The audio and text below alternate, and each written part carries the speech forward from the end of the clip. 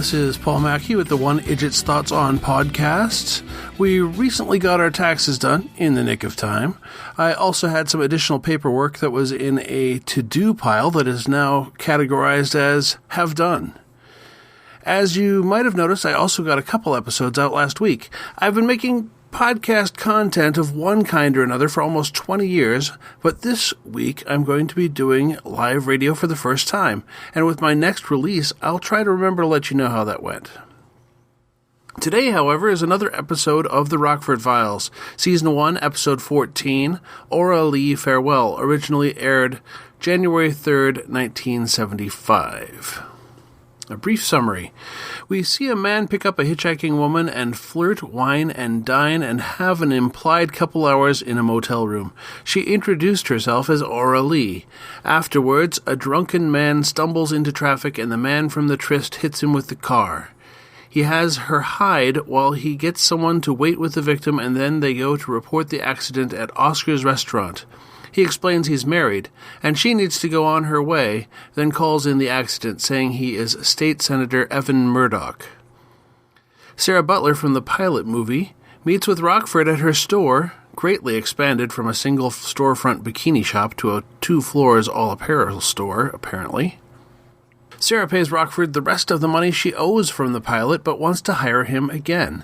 She had hired the girl, Aura Lee, and now Aura Lee has been found in her apartment dead of an apparent heroin overdose, but Sarah doesn't think it's as simple as it seems. Rockford looks into Dick Schaefer, a man in a car seen associated with Aura Lee, and he works out that Dirk is a con artist, eventually finding out Dirk allegedly supplied her with the drugs she apparently OD'd on.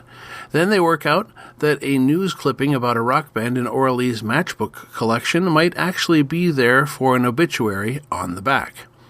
Rockford calls Lieutenant Becker, who tells him that the man in the obituary was a wino run down by State Senator Murdoch, and Murdoch wasn't at fault, so the papers buried it. Rockford shakes the senator for information a bit, but doesn't get much, a few more hunches, and he bluffs the senator into believing Rockford has the motel registration to prove his tryst. Then, when the senator turns up dead, Rockford believes there is foul play there as well. It all leads back to Dirk Schaefer, who eventually sabotages Rockford's car and tries to shoot them while on a motorcycle. They clamber down to the beach and force Schaefer to crash.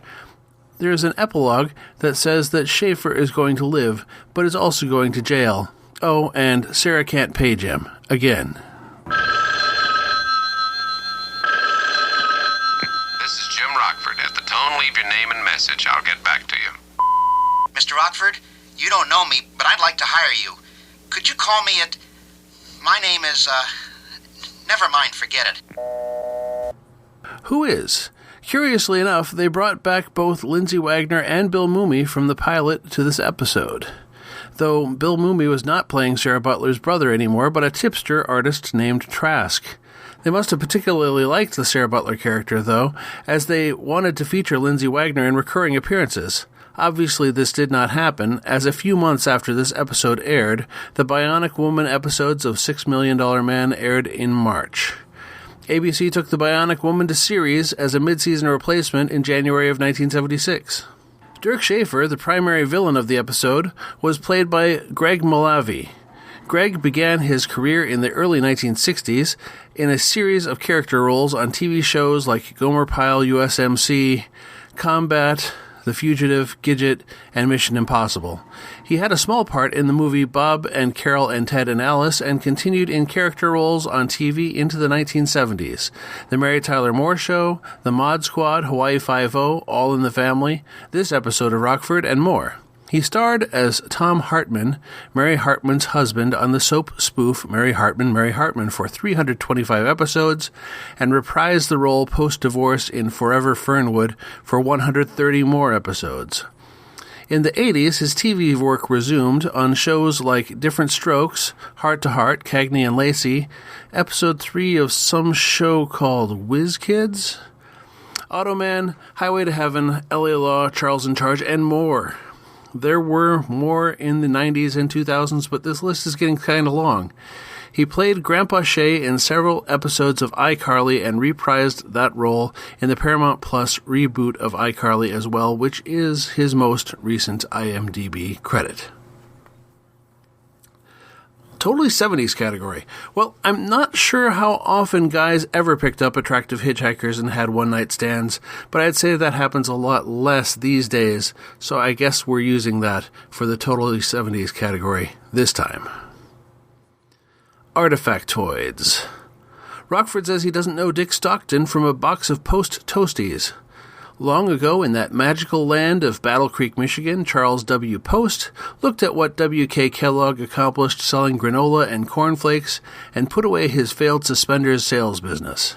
C.W. Post set about duplicating granola with his grape nuts product, and then set about developing a product that was to be called Elijah's Manna, complete with an image of the titular prophet on the front of the box. Elijah's Manna was in fact just cornflakes, one of 107 brands of cornflakes being hawked out of Battle Creek in the days following the initial Kellogg's success. For some reason, American religious groups were not happy with his branding, and CW had to change the product name, and that product was subsequently known as Post Toasties. So if you didn't know Post Toasties before, now you're familiar. You might be able to tell someone apart from a box of Post Toasties. However, if you do, I don't recommend eating any afterwards. Post Toasties were discontinued by Post Foods in 2016, so they wouldn't be all that fresh. What worked? I think the story was put together well. Add in the return of Lindsay Wagner as Sarah Butler, client and apparent occasional romantic interest, and it's an entertaining hour of television. I don't know what's next in the romantic area for Jim, but we do know the simple real-world facts of the Bionic Woman television series, so we know they weren't able to progress that relationship further on screen. I'm curious about both what might have been as well as what is next. What didn't work? I had to watch back a couple of times to get that the senator had been murdered and why. I wasn't sure why it was better that the story be changed to a campaign staffer who he was in the motel room with. I know they don't always have time for a fleshed-out victim, but the episode's title character doesn't really get much development. So next time is Season 1, Episode 15, Sleight of Hand. Happy hunting! You've been listening to the One Idjit's Thoughts On podcast, produced by Paul Mackey in association with Nimlas Studios. Any short clips of audio from shows is included under fair use for commentary purposes, and copyright for that content remains with its original copyright holders. The theme song is Too Good by Jack Mangan and is used by his generous permission. One Idjit's Thoughts is produced under a Creative Commons Attribution, Non-Commercial, No Derivatives 4.0 International License. You can find more episodes of this podcast and many other fine podcasts at nimlas.org. You can contact me by emailing idjitcastpodcast@gmail.com or commenting on episodes at nimlas.org.